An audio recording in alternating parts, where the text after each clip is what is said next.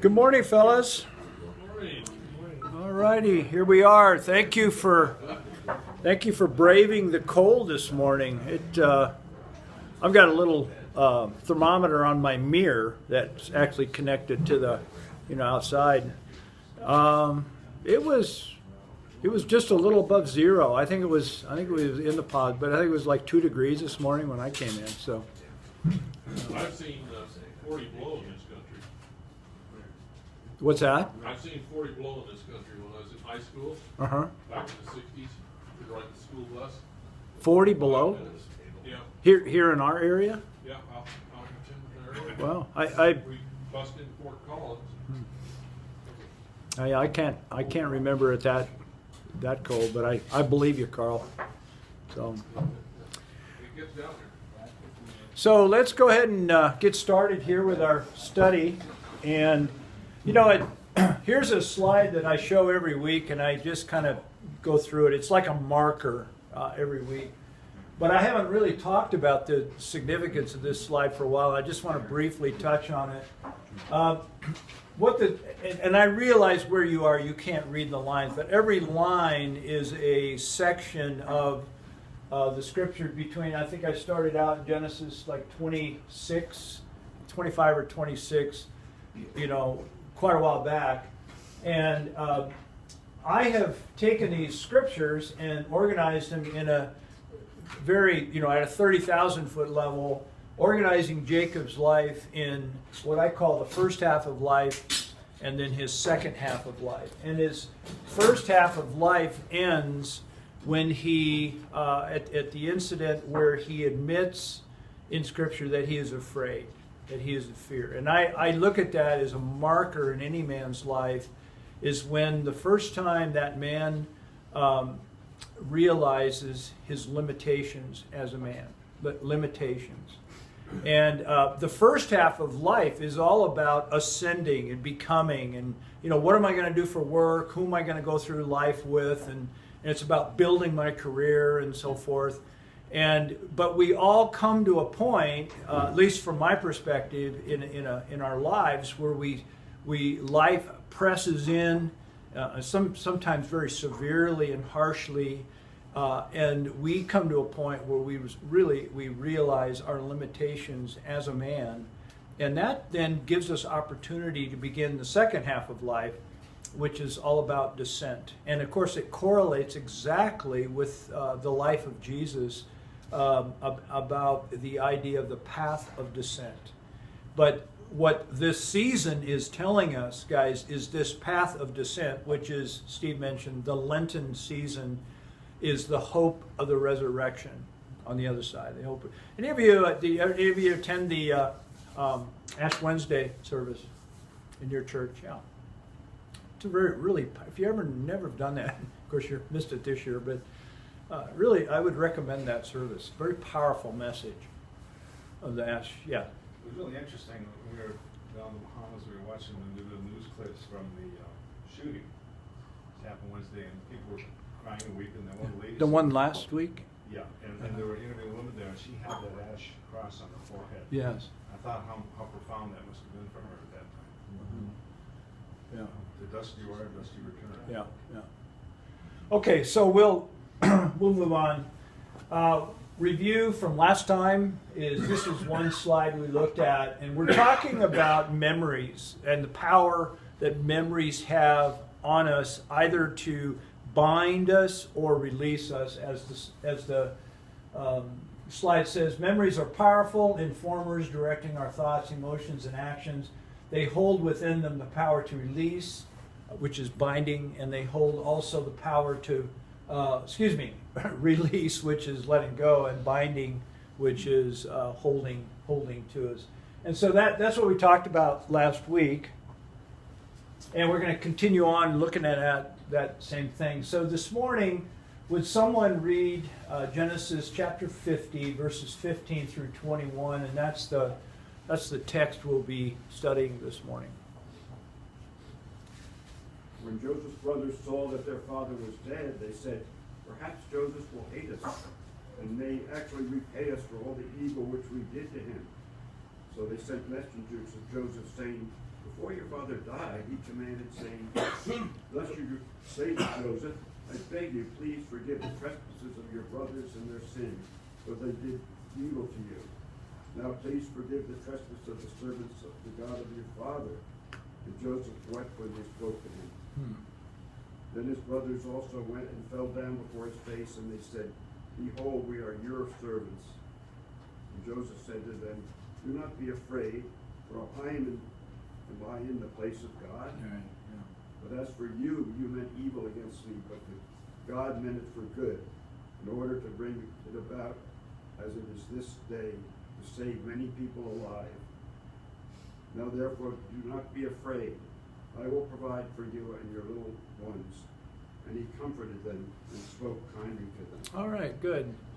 So we're going to be looking at this text this morning and then next week. And the way we'll be looking at it is I have taken this idea of binding power and releasing power. And then I got these little symbols here. The binding power represented by the handcuffs.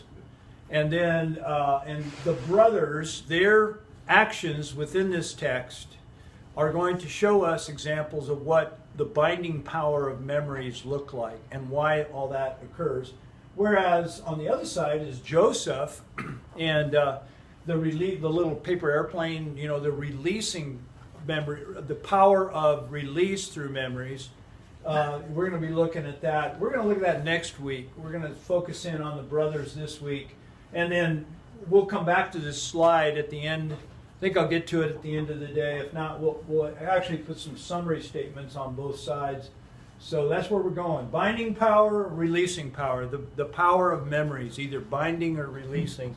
That's what we are talking about. So the binding powers represented by the brothers, here is how I diagram this idea, is that over here on the left, you probably can't read that. But I've got early on in the brothers' life, here they're walking along, those two guys representing the brothers. And remember, early on in the story, Joseph was, he was arrogant. As a young man, he was arrogant. And he says, you guys are going to bow down to me. Remember all that with the sheaves and all that. And so they're walking along and they're saying, together with the brothers, they're saying that self-righteous SOB. That was their perception. It created anger. They were angry at their brother. And so what that anger led them to do is they threw their brother in a pit. They left him to die in a pit. And it was an action that was prompted by anger and what seemed to be right at the time. They were young. They were jealous. Joseph was the one with the coat of many colors. Guys, who in this room has not done, as a youth, done some stupid thing? It was a very stupid, thoughtless action that they did at that moment of time, the occurrence way back. Well, time goes on. You know the story of Joseph, and they get reunited much later in life, and it's an amazing story. And of course, Joseph forgives his brothers. Remember that scene where he falls down, he weeps, and he says, "I am Joseph," and they're shocked, and he pronounces forgiveness. You meant it for evil, but God has meant it for good. Oh, it's one of the most powerful scenes in Scripture where Joseph extends forgiveness to his brothers, and that's what's represented here. But I've got it darkened out or faded because now in Genesis 50 in verse 15, after the death of their father, this whole thing flashes into their minds. This whole story of way back here flashes into their minds, and they break out in cold sweat, and they say, what if? Hearing out, what if Jacob gets, what if now that dad is gone, our protector is gone, what if he lashes out and seeks revenge. Okay? Well, the question is why? They've been forgiven. There had already been forgiveness extended to them on the timeline. But this is what we want to talk about this morning. Their focus, what they did is at this moment in time, their heads went back to here, not here. They went to here, not here.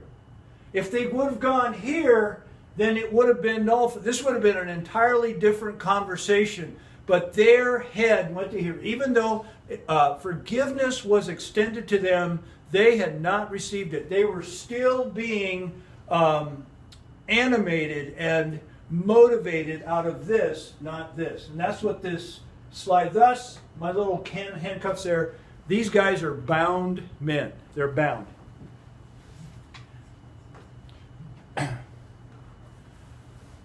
I'm thinking of a story the Sarah Winchester story, and there just so happens this is a place in San Jose, California. It is called the Winchester Mystery House, and I can remember visiting this when our family was on vacation, and I was 12 years old, and I was just so fascinated by the story behind this house that sits in. Then years went on and on and on. Then one time, our family, Sandra and I, our kids, we brought our kids here, and it's just been, it's been a place that has fascinated me throughout my life. And now recently, they've just released a full-length movie that's playing, in the theaters, and I don't know what the name, The Winchester Story or something like that. And so Sandra and I went to see it last week ago. And I just wanted to see how they cast the story. Well, here is the story. The movie is okay. No, it's not okay. It's one of those movies where at the end you look at the person you're with and you go, let's go. It wasn't that good. But the story is really quite an amazing story. And the story is this: Sarah, that you recognize her last name, Winchester. She was the heiress to the Winchester Arms Corporation. She was born in 1866, I think. And of course, the Winchester rifle was the gun that won the West. Remember, that was the term. Well, they were in Connecticut. I thought it was Boston, but back east. Her husband died, and then about a year later, her only daughter died as well. And Sarah, her world came crashing in, and she, to cope with this, she went to a medium, a spiritualist. And that spiritual medium told her that she was cursed. And that she was cursed because of all the lives that were taken with that Winchester rifle. So this put heavy weight on her. So in order for her to get through this, she needed to build with all her money a place for these spirits to come and live and to, in a sense, work through their loss and so forth. So she believed that spiritualist, and she moved to San Jose, California, from the East Coast, and with a $20 million inheritance, and her income was $1,000 per day back in 1886. She started building this house, and she believed that as long as she built on this house, it started as an 8-room house in San Jose, and she continued to build from 1886 till 1922, that she would be free from this curse, and that she would actually, according to the legend, she would actually live forever. And so this is 24 by 7 construction. They worked all day and all night since 1884 to 1922. Who got the bid on that one? And I've been reading a little bit more historically, and it's interesting that they have found places where they were doing construction at the time. As soon as she died in 1922, there's actually nails that are not pounded all the way in. I mean, I think these guys just stopped and walked off the job. We can end now. So, but anyway, it's a very weird place. It's beautiful here, Victorian style, but it's a very weird place. Inside, there's stairways that go nowhere, and there's doors that open to nowhere, and there's double-sided. I wouldn't say she's crazy. She was a woman, guys, that was driven by guilt. She carried the guilt of the Winchester repeater on her shoulders and all of the lives that were taken. And as a result, this is what she did. She was bound by her memories of what had occurred.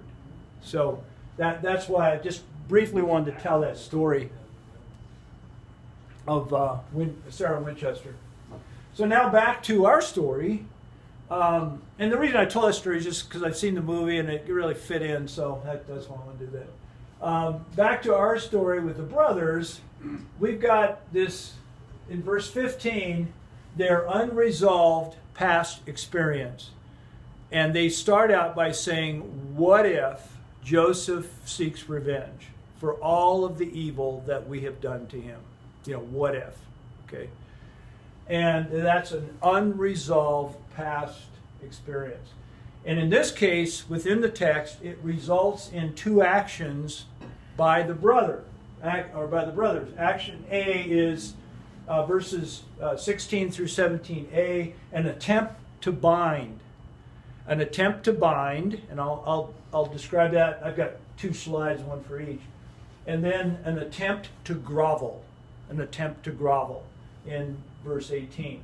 Both attempts I'm putting in parallel with each other, both attempts to manipulate the relationship with their brother.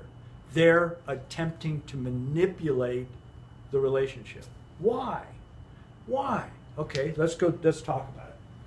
So here's the first one. This is A. Why bind? Why would someone, this time in life, these guys are well into their second halves of life, well into their 50s, 60s, or older.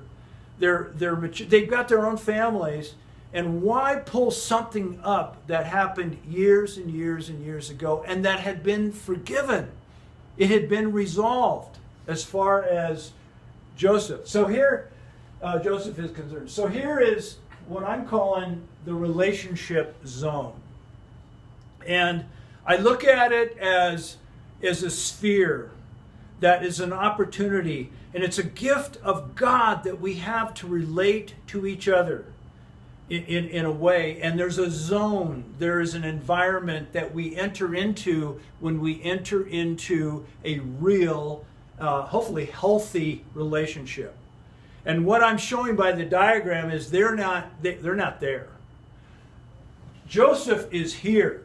He's resolved it. He's living within this he wants relationship. Does this sound familiar? He wants relationship. He is there. He has resolved the issue that has separated them. But they can't allow themselves to enter into that relationship. Thus, the egg-shaped one here, and I'll explain that in a minute, and this zone that they are not able to enter in and be with him, because in a binding, their first action, they perceive this as unsafe. It's not safe. And why? Why in the world? He's already forgiven them. Because, I'll explain that in a minute. So what they do, their action, is to use power, their perceived power, in order to dominate. They want to push that relationship down. They want to control the relationship. they can't enter into the relationship in a healthy way. They have to try to control it. And thus, I've got the arrow pushing down to squeeze the relationship, to control the relationship from the outside. That's what I'm trying to show here in this way. I tried to find a press or something that I could press that relationship, applying pressure to it. And that's in their words of, well, Dad said. Remember what Dad said? You know, they're using power and control in order to bind the, and it's because it's unsafe. They can't enter in. And it's their perception, not reality. Does that relate to anybody? Okay. All right. Well, that's why you bind. We try to control a relationship through exercising power and to squeeze that relationship because we're afraid and we deem it as unsafe. Okay. Not that anybody here has ever done that. But come on, guys. We're all made out of the same mud, remember? Okay, and then on the other hand, their second action, why grovel? We might first appear, oh, they've come to their senses and they are now humbling themselves. No, it's I don't buy it. I think it's manipulation.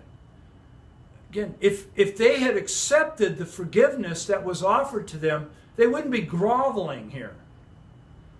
And so, what does that have to do with it? Okay, they saw themselves as not worthy, or at least they expressed it. They're not worthy to enter into the relationship, and so now their action, you know, they can't go in.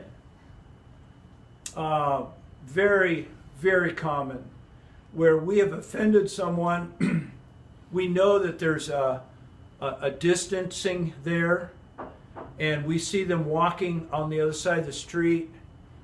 We've known them for years, but we turn our heads and we move away because, you know, because we don't want to deal with it.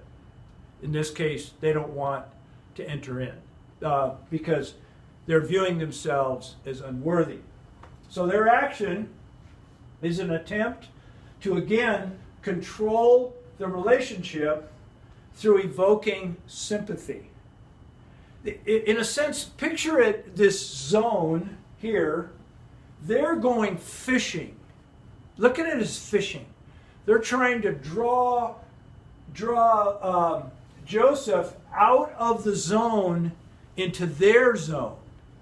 They're trying to draw him out, playing upon his sympathies that they know are there in order to draw him out as an attempt to control the relationship. The relationship stands. This man has forgiven his brothers. They cannot receive it.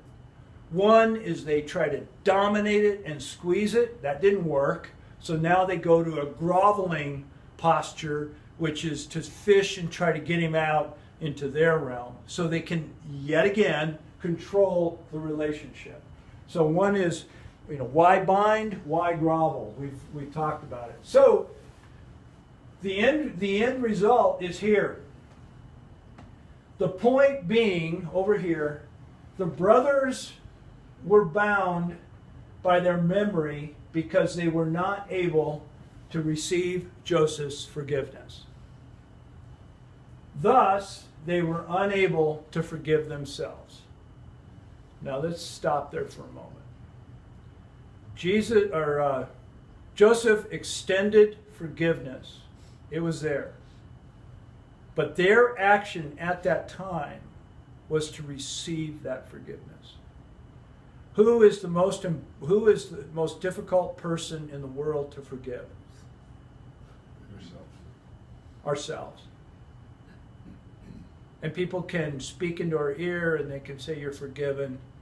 But unless, guys, we can receive what is being offered to us, we'll end up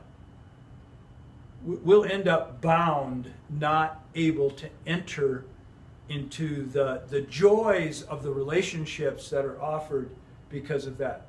Yes?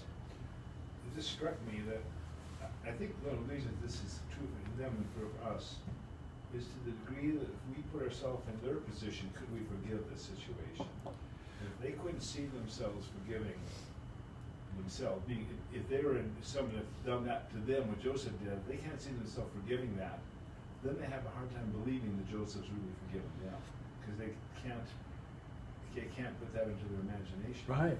And I think with this, Christ keeps telling us, forgive us our sins as we forgive our debts, as we forgive our debtors. And the Christian thinking is we've got to rise ourselves up to be forgiving people, because in becoming forgiving people, I think we should think if we're forgiven, we can forgive. I think sometimes we can become forgiving, we can receive the forgiveness because we start to understand that it's possible. That's flipped it on its head, you know. Sometimes we forget. Could you rewind and say that again? Go slower. Okay.